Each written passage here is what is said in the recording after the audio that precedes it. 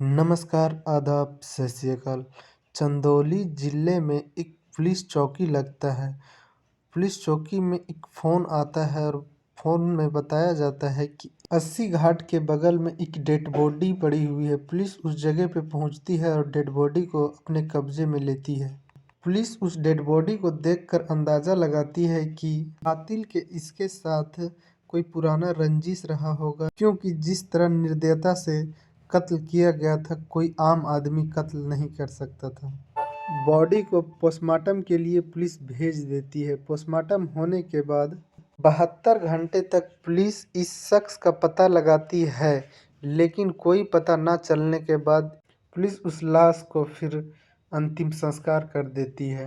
अंतिम संस्कार होने के बाद पुलिस इस केस को धूल खाने के लिए छोड़ देती है।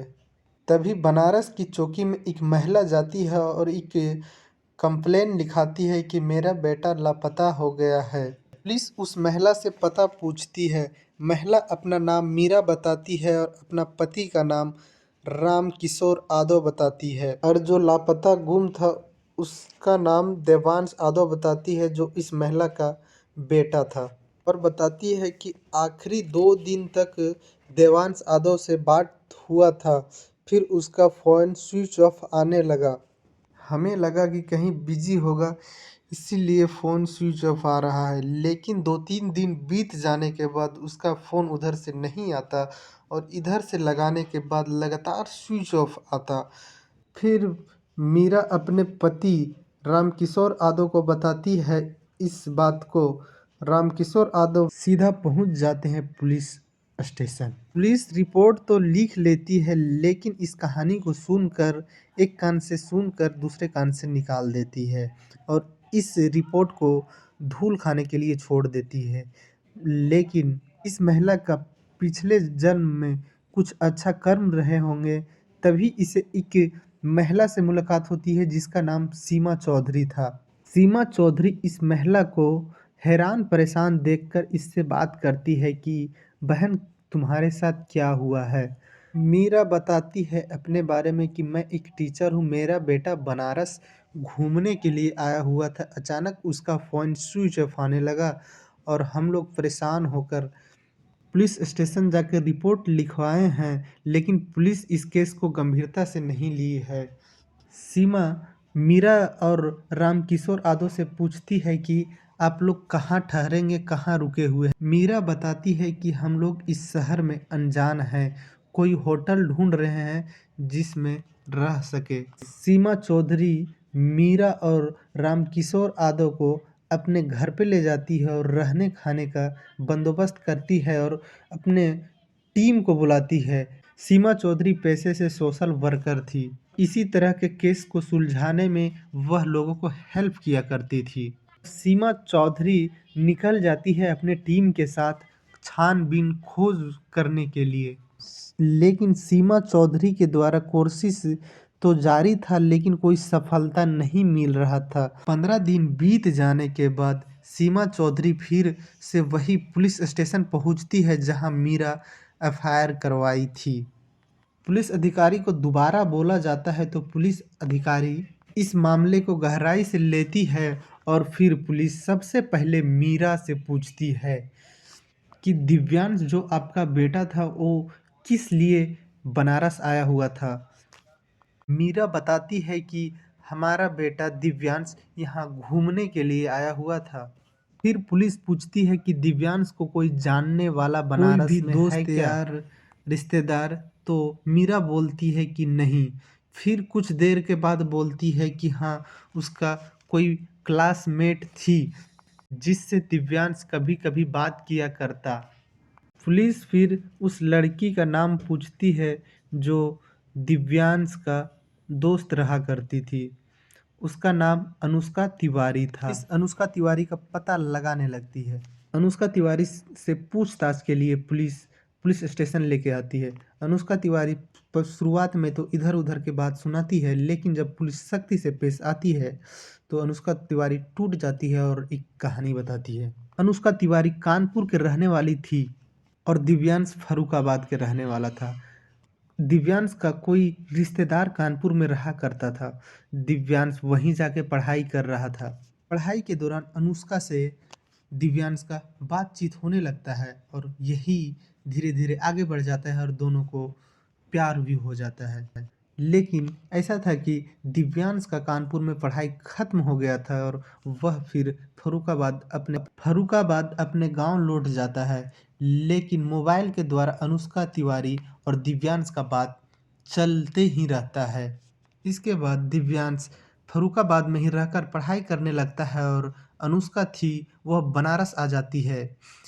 बनारस में अनुष्का पढ़ाई के अलावा प्रॉपर्टी डीलिंग का भी काम करने लगती है और इसी बीच अनुष्का को एक शख्स से मुलाकात होता है जिसका नाम राहुल होता है।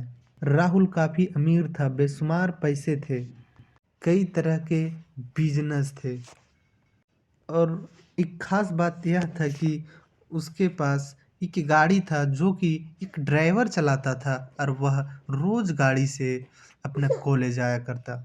तभी अनुष्का राहुल से दोस्ती कर बैठती है और दोस्ती परवान चढ़ जाती है और दोनों को प्यार हो जाता है। लेकिन बीच बीच में दिव्यांश फोन करके ये दोनों के बीच में एक दीवार पैदा करने का कोशिश करता। उसका बचपन के फ्रेंड मानकर कभी कदार बात कर लिया करती, लेकिन अनुष्का के जीवन में दिव्यांश रोड़ा ना बन जाए इसका भी ध्यान रखती और एक दिन राहुल से बोल देती है कि हमारा एक बचपन का दोस्त था जो अभी भी हमें तंग किया करता है। फिर दोनों लोग मिलकर एक कहानी गढ़ते हैं। अनुष्का दिव्यांश को बनारस बुलाती है कि बनारस आओ, 2-4 दिन इधर घूमना, उसके बाद अपना गांव चले जाना। दिव्यांश भी प्यार का मारा ये बात को जैसे ही सुनता है वो अपना गांव फर्रुखाबाद से बनारस आ जाता है और अस्सी घाट पर एक होटल में कमरा लेता है और अनुष्का को फ़ोन करता है। अनुष्का एक वैन में आती है और दिव्यांश को बुलाती है और उस वैन में बिठाती है। दिव्यांश उस वैन को देखकर चौंक जाता है और अलग ड्राइवर, महंगी वैन, यह पूछने लगता है अनुष्का से कि ये सब क्या है। अनुष्का बोलती है कि यह गाड़ी किराए की है। अनुष्का दिव्यांश के लिए एक जूस लाई थी और वह जूस दिव्यांश को ऑफर करती है। दिव्यांश भी सोचता है कि इतने प्यार से लाई है तो पी ही लेते हैं और एक सांस में वह जूस को दिव्यांश पी जाता है। कुछ देर बीतने के बाद दिव्यांश का नज़र घूमने लगता है और दिव्यांश बेहोश हो जाता है। अनुष्का का उस दवा का असर काम कर गया था। फिर अनुष्का सीसीटीवी कैमरे से बचने के लिए 4 लेन से एक सर्विस रोड पर गाड़ी को ले जाती है और कुछ दूर जाने के बाद फिर से दिव्यांश का होश आने लगता है। अनुष्का गाड़ी रोकती है, उसके पीछे राहुल स्कूटी से आ रहा था। तभी एक कंस्ट्रक्शन का काम चल रहा था उसी बीच में और दिव्यांश को नीचे उतार कर, गाड़ी से नीचे उतार कर उस जगह पे गीटी था तो गीटी पर दिव्यांश को शर्ट को पटका जाता है 6-7 बार, लेकिन दिव्यांश का इससे मौत नहीं हो पाता। फिर अनुष्का वैन से एक स्कूप ड्राइवर लेकर आती है। स्कूप ड्राइवर से दिव्यांश के चेहरे पे, गले पे, सीने पे वार करती है, लेकिन इससे भी दिव्यांश का मौत नहीं हो पाता। फिर राहुल अपने पास से गन निकालता है और 3 गोली मार देता है। इसी बीच में दिव्यांश का सांस टूट जाता है और राहुल, अनुष्का और उसका ड्राइवर तीनों मिलकर उस बॉडी को गाड़ी में लेते हैं और वहाँ से निकल देते हैं। दिव्यांश का कपड़ा और मोबाइल को खोलकर एक ट्रक जा रहा था, उस ट्रक में फेंक देते हैं। ट्रक में मोबाइल फेंकने का रीज़न यह था कि जहाँ जहाँ यह ट्रक जाएगी वहाँ वहाँ दिव्यांश का लोकेशन बताएगा और फिर दिव्यांश का इस बॉडी को एक नहर के किनारे फेंक देते हैं और वहाँ से ये लोग चले जाते हैं। पुलिस तीनों आरोपी को गिरफ्तार कर ली है और चार्जशीट बनाने के बाद अदालत भेज देती है। दिव्यांश का मम्मी का रो रो के बुरा हाल था। लेकिन इसी बीच ऑन द कैमरा दिव्यांश का मम्मी बोलती है कि तुम्हें अनुष्का को बोलती है कि तुम्हें सजा अदालत नहीं देगी, ये पब्लिक देगी, भगवान देगी। दिव्यांश इस परिवार का इकलौता वारिस था। हर कहानी से हमें कुछ ना कुछ सीख मिलता है और इस कहानी से हमें यही सीख मिला है कि कभी अपने पर भी विश्वास करना घातक होता है, गलत होता है।